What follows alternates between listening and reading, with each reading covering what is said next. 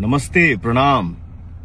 मैं आप सबका भाई बेटा पवन सिंह आप सभी को हमारे तरफ से दीपावली और छठ पूजा की ढेर सारी शुभकामनाएं। मेरे भाई पावर स्टार पवन सिंह आपको बधाई दे रहे हैं दीपावली की। मैं आगे वीडियो दिखाऊंगा, उससे पहले मेरे चैनल को सब्सक्राइब करो, लाइक करो, शेयर करो, सब्सक्राइब करो।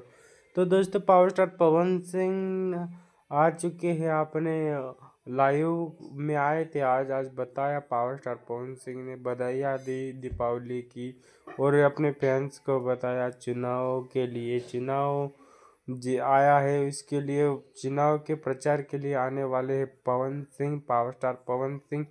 तो आप धैर्य रखिए और पावर स्टार पवन सिंह का डंका बजने वाला है।